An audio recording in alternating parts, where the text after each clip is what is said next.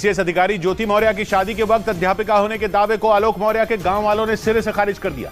गांव के लोगों का दावा है कि आलोक मौर्य से शादी के समय ज्योति मौर्य सिर्फ इंटरमीडिएट पास थी। जबकि कुछ रोज पहले ज्योति मौर्य और आलोक मौर्य की शादी का एक कार्ड सामने आया था जिसमें ज्योति मौर्य के नाम के नीचे अध्यापिका लिखा दिखाई दिया था। लेकिन आलोक मौर्य के गांव के लोगों का कहना है कि ज्योति मौर्य शादी के वक्त सिर्फ इंटरमीडिएट यानी 12वीं पास थी। मतलब वो शादी के समय टीचर नहीं थी और न ही किसी सरकारी नौकरी में थी। वास्तव में जब संतुलन जब तक था तब तक तो ठीक था। वो भी इंटरमीडिएट पास थी, उसका भी परिवार गरीब था। 2010 में यूपी के आजमगढ़ के रहने वाले आलोक मौर्य की शादी वाराणसी की रहने वाली ज्योति मौर्य से हुई थी।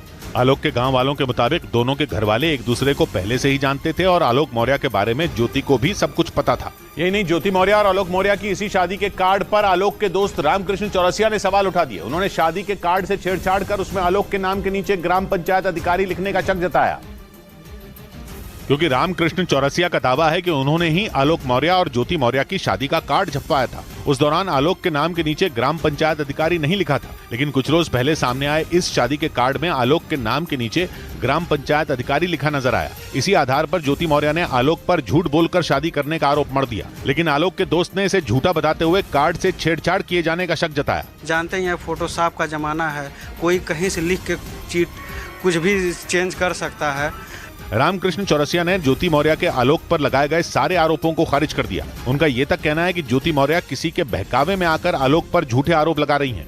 और इसी दौरान पीसीएस अधिकारी ज्योति मौर्य पर आलोक के दोस्त रामकृष्ण चौरसिया ने भी गंभीर आरोप लगाए। उनका आरोप है कि ज्योति मौर्य जानबूझकर आलोक को परेशान करने के लिए उन्हें उनकी बेटियों से मिलने नहीं दे रही, जबकि पिछले कई महीनों से आलोक अपनी बेटियों से मिलने की कोशिश में है।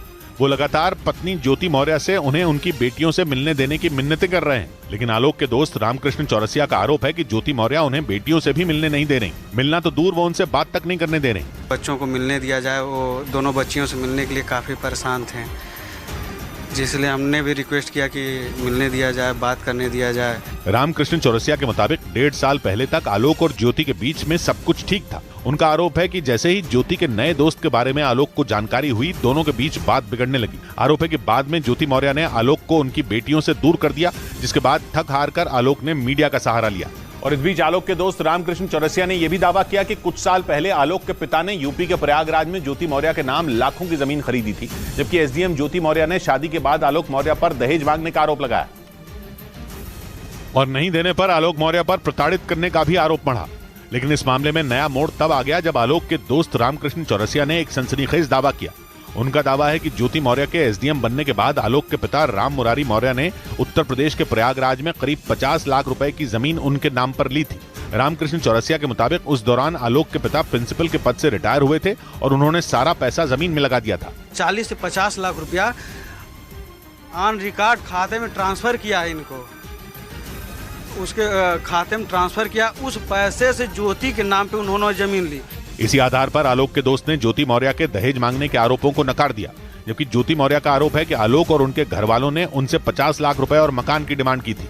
इस बीच पीसीएस अधिकारी ज्योति मौर्य के जानने वाले होमगार्ड कमांडेंट मनीष दुबे का एक वीडियो सामने आया, जिसमें उन्होंने ज्योति मौर्य के पति आलोक मौर्य पर हमला बोला और उन्हें लेकर कई बातें कही।